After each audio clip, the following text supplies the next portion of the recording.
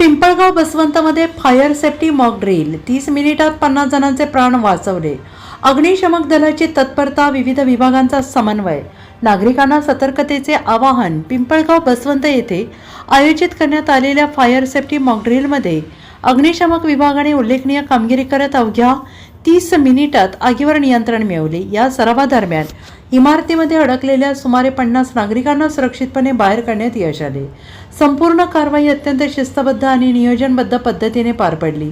या मॉक ड्रिलमध्ये आग लागल्याची काल्पनिक परिस्थिती निर्माण करण्यात आली। त्यानुसार अग्निशमन दलाने तात्काळ घटनास्थळी धाव घेत बचावकार्य सुरू केले। धुरामुळे अडकलेल्या नागरिकांना बाहेर काढणे, आगीवर पाण्याच्या फवाऱ्याद्वारे नियंत्रण मिळवणे तसेच संभाव्य स्फोटांचा धोका लक्षात घेऊन खबरदारी घेणे अशा सर्व बाबींचा प्रत्यक्ष सराव करण्यात आला। या सरावादरम्यान नागरी संरक्षण विभागाचे निरीक्षक देवेंद्र बाविस्कर, अंबड विभागाचे योगेंद्र पाटील, पंचवटी विभागाचे मनोज जगताप यांनी मार्गदर्शन केले। पिंपळगाव नगर परिषदेचे अग्निशमक प्रमुख अभिजित काशीद यांच्या टीमने संपूर्ण कारवाईचे नेतृत्व केले। तसेच HL अग्निशमक विभागाचे अशोक येवले, मयूर एंडाई, तर राहुल सोनवणे, प्रवीण भगत, रवींद्र गर्जे, अमोल आहेर यांनी बचाव कार्यात सक्रिय सहभाग घेतला। याशिवाय 11 BRD एअरफोर्सचे सतीश सराफ, अविराज JS, किरण जालिंदर यांनी मदत केली। ओझर नगर परिषद अग्निशमक विभागाचे अजिंक्य जाधव, राजेंद्र आहेर, नितीन तालीगोटे तसेच निफाड नगर परिषद अग्निशमक विभागाचे मनोज कुंभारडे, सुनील गांगुर्डे, हर्षल धर्राव, बिलाल पठाण, प्रशांत पवार यांनी महत्त्वपूर्ण भूमिका बजावली।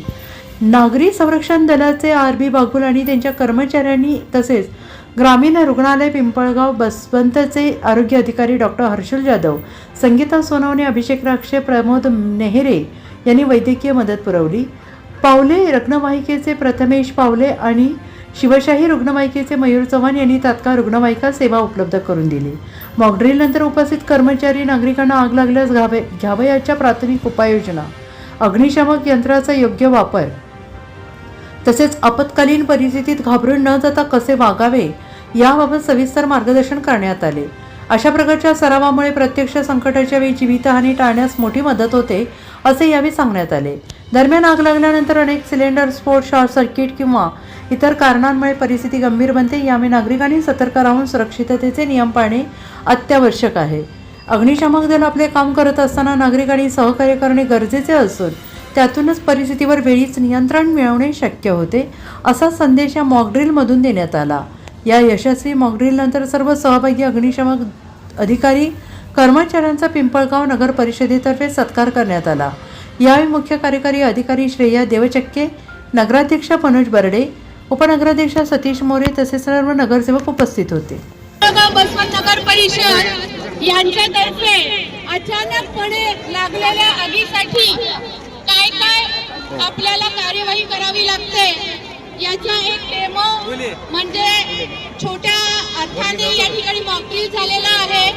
कोणीही घाबरून जायचं काही कारण नाहीये, परंतु यापुढे देखील आपल्याकडे आगीचे प्रसंग ओढावू नयेत यासाठी सर्व नागरिकांनी खबरदारी घ्यायची आहे।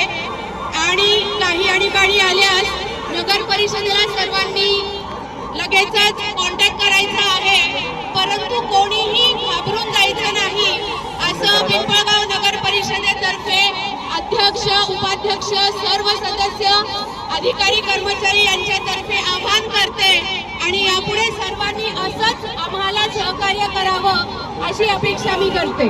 पण जे मॉकड्रिल बघितलं की संकट काळामध्ये जर आग लागली तर कशा पद्धतीने हे दल काम करतं त्याचं एक उत्तम प्रात्यक्षिक त्यांनी या ठिकाणी आपल्याला दिलं। त्याबद्दल मी त्यांचं कौतुक करतो आणि आपण सर्वांनी टाळ्या वाजून त्यांचं कौतुक केलं पाहिजे की इतकं सुंदर मॉकड्रिल त्यांनी या ठिकाणी दिलं। त्याबद्दल त्यांचं कौतुक करून खूप खूप आभार या ठिकाणी व्यक्त करतो। हे सर्व करण्यासाठी आमच्या पिंपळगाव अग्निशामक दलाचे दलसुद्धा त्यामध्ये अभिकाशित आली, त्यांचे सर्व टीम, नगराध्यक्ष बर्डे सर असतील, देवचक्के मॅडम असेल, आमचे सर्व नगरसेवक, नगरसेविका या सुद्धा या कार्यक्रमाला उपस्थित आहेत। सर्वांचं सहकार्य लाभलं त्याबद्दल मी सर्वांचे खूप खूप आभार व्यक्त करतो। संकल्पना अशी आहे की आता सध्या युद्धजन्य परिस्थिती सुरू आहे आणि युद्धजन्य परिस्थितीमध्ये शत्रू पक्षाकडनं जर हल्ला झाला तर बॉम्बस्फोट होऊ शकतो आणि बॉम्बस्फोट जर झाला तर आगी लागू शकतात। आमची संकल्पना अशी आहे की आम्ही नागरी संरक्षण दलाचं जे प्रशिक्षण देतो तर तेथील जे नागरिक आहेत हे जर त्या ठिकाणी उपस्थित असतील तर ते फर्स्ट रिस्पॉन्डर म्हणून काम करतात, आग विझवण्याचं देखील ते काम करतात आणि वरतून काही कोणाला जर उंच मजल्यावरती कोणी अडकला असेल तर ते त्याचं पण रेस्क्यू करून त्यांना सुरक्षितपणे खाली आणतात। यांना मदत म्हणून फायर ब्रिगेड, पोलीस दल, अग्निशमन दल, त्यानंतर वैद्यकीय पथक हे देखील इथे मदतीला येतात। पण सर्वात प्रथम जे कोणी आपण इथे जे नागरिक आहोत या नागरिकांना जर प्रशिक्षण असेल तर ते स्वतःचा बचाव स्वतः करतील आणि नंतर मग आपल्या समाजातील इतर घटकांचा इथे बचाव करतील अशी ही संकल्पना आहे। आम्ही नागरी संरक्षण कार्यालय, कलेक्टर ऑफिस तिथून आलेलो आहोत आणि ही आमची टीम जी ती ओझर विभागातील आहे। इथे मोठ्या प्रमाणामध्ये गर्दी इथे जमली आणि त्यांनी हा मोठ्या प्रमाणात मॉकड्रिल बघितली, त्याबद्दल मी सगळ्यांचे आभार मानतो।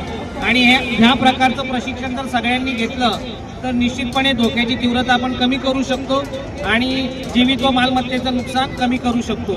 मी सर्वांना शुभेच्छा देतो व अशा पद्धतीचं इथे मॉकड्रिल आयोजन केलं त्याबद्दल CEO मॅडम थँक्यू। आणि आपण सगळे मोठ्या संख्येने इथे उपस्थित राहिलात आणि माझी अपेक्षा नव्हती तरी पण इथे 5 फायर ब्रिगेडचे बंब इथे दाखल झालेत आणि त्यानंतर 4 ते 5 प्रकारच्या ॲम्ब्युलन्स देखील इथे आल्यात आणि त्यामुळे वेळेमध्ये ह्या दुर्घटनेवरती नियंत्रण मिळवता आलं आणि एकदम कमी वेळेमध्ये इथे नियंत्रण मिळवलं। अत्यंत म्हणजे कमी वेळ म्हणजे 17 मिनिटामध्ये ही मॉकड्रिल इथे आपण पार पाडलेली आहे आणि याच्यामध्ये कमीत कमी 7 ते 8 पेशंटला रेस्क्यू करून आपण हॉस्पिटलमध्ये पाठवलेलं आहे। तर अत्यंत चांगल्या पद्धतीने प्रथमोपचार करून आपण हे काम केलेलं आहे आणि इथे नागरिकांचं जर सहकार्य नसतं तर हे अजिबात जमलं नसतं। नागरिकांनी देखील खूप सहकार्य केलं, अत्यंत शांततेत हे मॉकड्रिल बघितलं, त्याबद्दल मी येथील उपस्थित नागरिकांचे, दुकानदारांचे पण मी आभार मानतो। धन्यवाद। वेळ जर आली ही येऊ नये भविष्यामध्ये, परंतु आली तर काय करावं आणि किती तत्परतेने आपले अग्निशमन दल आपल्याला सेवा देऊ शकतं याचे प्रात्यक्षिक आपल्याला एक चांगलं धडा देणार ठरेल। आणि पुढे आपण सर्वांनी सजग राहावे। अशा काही घटना झाल्या तर तत्परतेने नगर परिषदेला, आपल्या अग्निशमन दलाला कळवावं, पोलिसांना कळवावं आणि आपल्याला आज अनुभव मिळाला तर त्याबद्दल मी सर्व अग्निशमन दलाच्या अधिकाऱ्यांचं, कर्मचाऱ्यांचं, पोलीस दलांचं आभार व्यक्त करतो। धन्यवाद।